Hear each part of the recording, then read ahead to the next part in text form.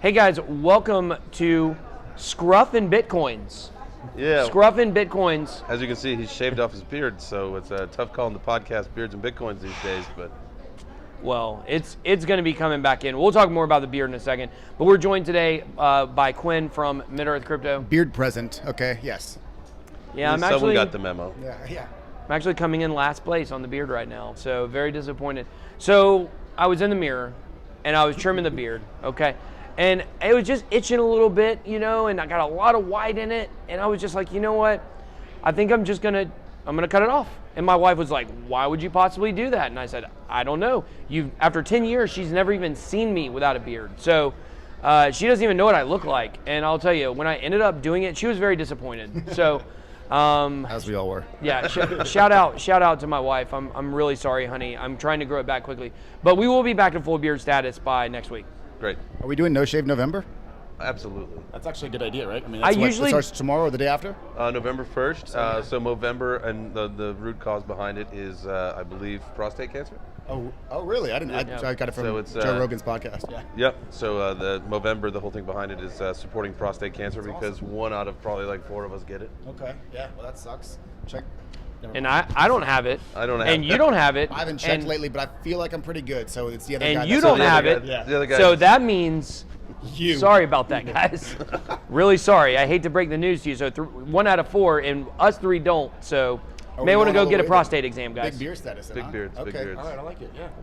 Oh, I gotta hold it close. You gotta hold it close. He gets on me like that. Yeah. So we're here in Las Vegas for Blockchain Week, World CryptoCon, Litecoin Summit, Coin Agenda, World CryptoCon, DevCon, WWC DevCon, whatever they call it. We're here for the whole week.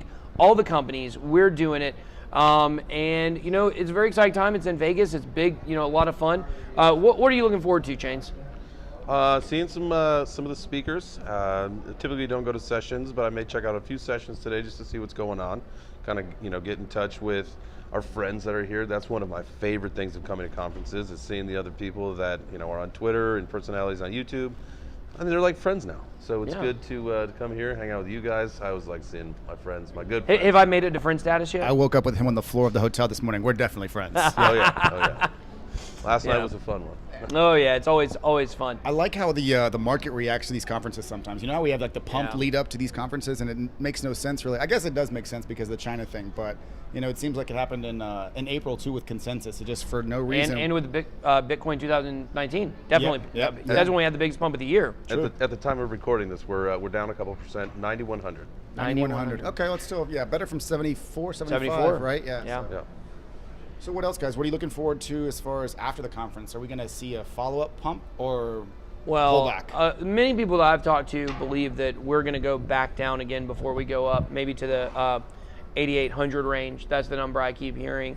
I do think that could definitely happen. Yeah, I'm 300 away now, right? Yeah. So I feel like we could almost be there, but one thing that I've been doing to keep my interest in cryptocurrency is leverage trading. So I've been doing a lot of leverage trading lately, and I've done very well at it. And I'm a beginner. I've got an indicator that I use that works really, really well. But I think that's one thing when you leverage trade, and people think leverage trading is degenerate gambling, and the way I do it honestly is kind of is. But there are ways to do risk management so it's not degenerate gambling and things like that.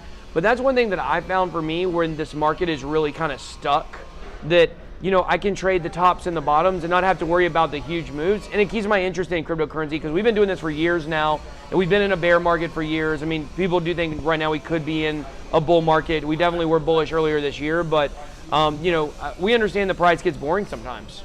Yeah, I think that a lot of people have either gotten themselves out of the space, or we know people that have gotten different jobs and have gone out to do other things just because there was no action. I mean, action dried up at the end of 2018, and it's been sideways since, and people are like, all right, like I need to find something else to do because this is boring.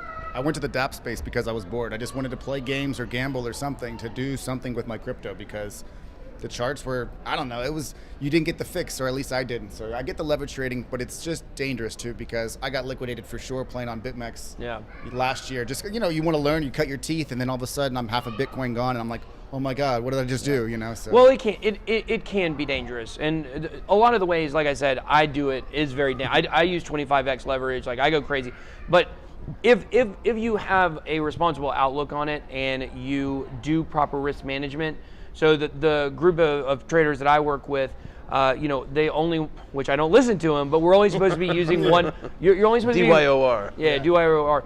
You're only supposed to be using 1% leverage, or not 1% leverage, 1% Bankroll. Yes, on any given trade, like where you only can lose 1%. That's proper risk management, right? Definitely proper risk management. So if you do it that way and you're responsible with it, it really isn't the degenerate gambling that it's cracked up to be. But we'll actually be talking with Dudex is a new derivatives exchange that we're going to be interviewing later today. So you guys can, on the next podcast, you'll get to hear that interview with Bo, the CEO there. They'll have leverage trading too? Yeah. Yes. Leverage futures. Oh, okay. Like perpetual swaps. Gotcha. Okay. Lot of good stuff coming. So obviously there's a couple monsters in the space. Bybit is what I use right now, but Dudex is definitely one to put on your radar. We're in talks with them, maybe about doing some stuff with the podcast. So very excited to talk to them. Are there any speakers or panels or any kind of topics you guys are really interested in while you're here? Ooh, that's a good question. I wouldn't actually know because I haven't looked at the schedule yet. Ron Paul was one. I wanted to hear what he had to say. I guess like the name just drew a lot of attention, but Was he here for Litecoin Summit? Yeah, he was here the day before yesterday. So that was one. I feel like we've kind of seen everybody pretty much. Maybe there's like Caitlin Long I would have liked to meet. Ben Askren was here. That was kind of cool that we got the athlete side of the equation coming into play, and Litecoin's doing a good job with that. And he just picked up a sponsorship. He did right? with eToro. Yeah, that's right. This morning. So eToro's, it's like, I don't know if eToro's coming into the space is the best thing for, crypto, but it's going to put eyes on it. So that's great. Yeah, well, eToro is a crypto platform. Right, but weren't they, not originally? Yeah, so eToro is actually, they don't just do crypto, but it is a pretty new company. It is a crypto company, but in Europe, they're actually able to also do stock trading and other kinds of markets. In the United States right now, they're only allowed to do cryptocurrency. So eToro is definitely an up-and-coming crypto site in the United States. I kind of see the future of crypto exchanges in the United States. I really see Binance.us and eToro really battling it out. And they're both working towards getting more regulation set. Like Binance.us right now is only in 39 states. There's 11 states they're not in. eToro, I'm not sure what the number is, but I think even in the number of states they're approved in, like they still have limitations that maybe defer, between They don't have the stocks. states. It's only crypto then. Well, you could, if you go into their platform, you're able to track stocks and you can use tools for stocks. But right now, you can't actually trade the stocks in the United States. I think, maybe if memory serves me correct, which as we know, most often it doesn't. He's been wrong a couple times. I've been wrong a couple times, which is really sad for me because I'm usually not wrong more than once in a year, and I've been wrong a few times on this trip, and it's really been devastating for me. But I think by the end of the year, they hope to make some progress on that. Cool. So we'll have to see. So eToro and you think we'll see more athlete sponsorships like that? Well, we have obviously Ben Askren in the UFC. We have Spencer Dinwiddie in the NBA.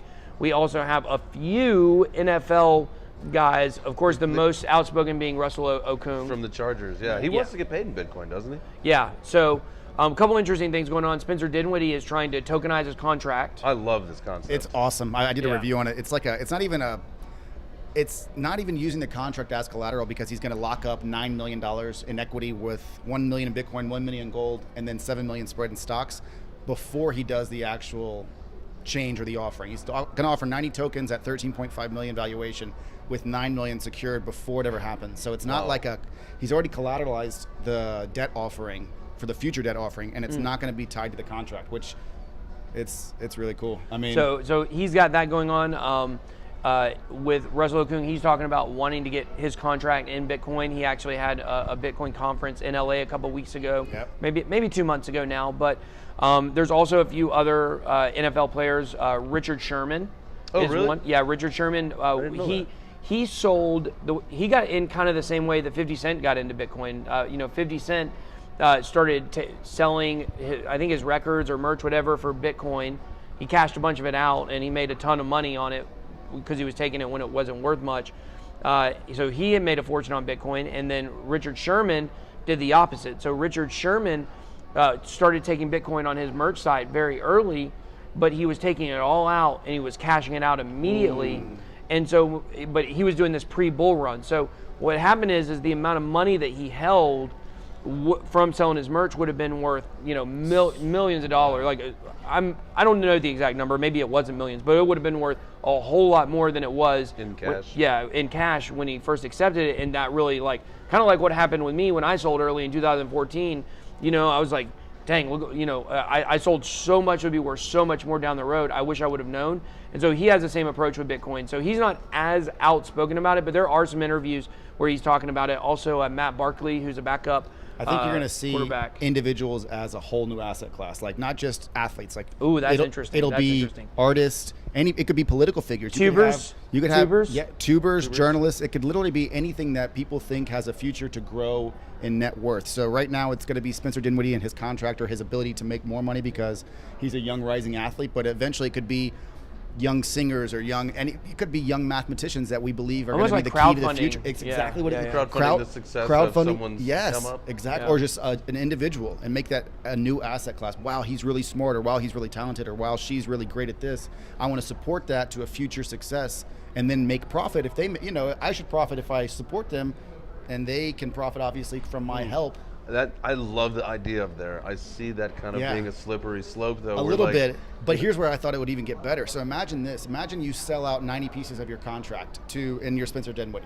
You get the money up front, which is great, and maybe he does great things with that money. But not only that, you have a network of 90 people that are invested in your success. So whether it's going to be merch deals or marketing stuff, or you get into murky waters with a negotiation with the NBA, whatever it is, I bet they're going to be somebody within that network who wants to see you, succeed, and who's willing to help you succeed in that situation. So you basically get an army. That's okay. That's interesting. Of high net worth, already registered individuals, because they have to be accredited in order to invest. And I like that with athletes. I like that with artists. I like that with singers and professional people like that. I think with a kid. Yeah. Okay. If you're like, all right, this kid is incredible at baseball at like 12 years old. Like, all right, let's tokenize him now. Sure. I see. It's a slippery slope for sure. Yeah. Yeah, that definitely brings up a lot of questions about amateur status for college athletes. Well, they just the NCAA just approved that they are going to be paying elite athletes. Yeah. I mean, no. It's not that they're going to be paying them. It's that